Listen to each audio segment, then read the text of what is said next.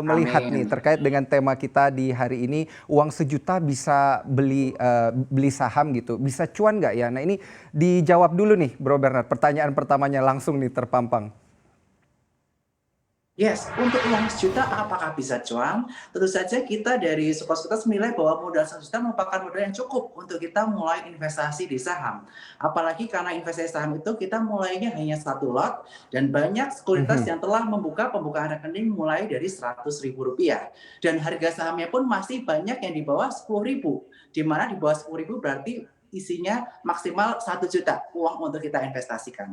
Tetapi modal paling penting dalam investasi bukanlah uang 100.000 ataupun 1 juta rupiah, tetapi adalah 3M plus 1D. Yang pertama Mhm. adalah mindset, di mana kita sebagai seorang investor harus memiliki mindset untuk berfokus kepada keuntungan jangka panjang. Dan juga kita harus konsisten untuk make profit di dalam pasar saham dan harus mau belajar tidak sekedar ikut-ikutan. Apalagi di zaman sekarang banyak sekali influencer yang ada Mhm. di Indonesia ini. Dan yang kedua adalah metode. Kita harus mengerti bagaimana memilih metodenya, baik itu secara fundamental, teknikal maupun secara makroekonomi. Dan yang ketiga adalah money management, bagaimana kita mengatur uang 1 juta itu untuk kita diversifikasi ke beberapa portofolio.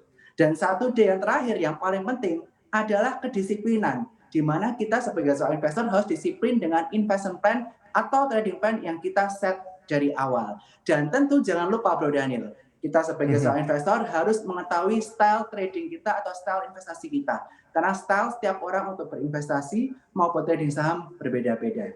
Begitu Bro Mhm. Daniel.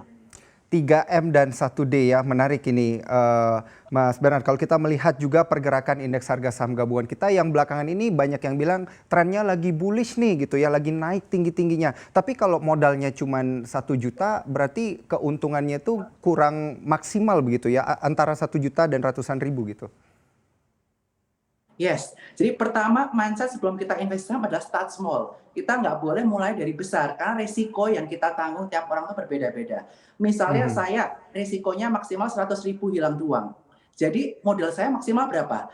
1 juta rupiah. Karena biasanya stop loss yang kita lakukan waktu kita melakukan investasi atau trading saham adalah 10%, maksimal Mhm. seperti itu. Dan juga buat rekan-rekan sekalian, apakah bisa modal 1 juta itu untungnya gede? Kita lihat untungnya itu bukan berdasarkan nominal, tapi yang perlu kita hitung adalah persentasenya. Sebagaimana persentas keuntungan kita itu bertumbuh dan jika kita bandingkan dengan deposito ataupun obligasi, kita bisa beat that market, that benchmark. Sehingga kita bisa merasa puas apabila kita telah mengalahkan benchmark tersebut. Jangan Mhm. bandingkan dengan orang yang modalnya puluhan juta, ratusan juta maupun miliaran. Karena modal tiap orang berbeda-beda. Nah, that's why kita harus mulai start small dan yang paling penting kita harus mau belajar dan punya 3M plus 1D tadi itu. Dan saat ini Mhm. walaupun IHSG udah di angka 6.300-an, ini masih merupakan opportunity yang menarik untuk kita masuk ke pasar saham.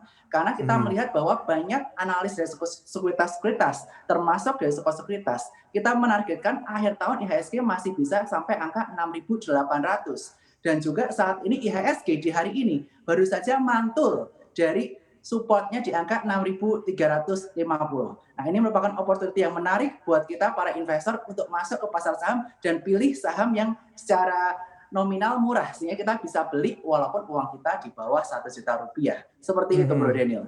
Nah, ini kalau kita lihat dari nominal harga sahamnya, banyak juga nih sobat cuan kita yang berpikir kalau sahamnya murah berarti kurang bagus, bagusan beli yang mahal-mahal, tapi ternyata dananya kurang gitu. Jadi gimana nih menyiasati ini? Kalau beli saham yang murah tapi bagus itu seperti apa sih?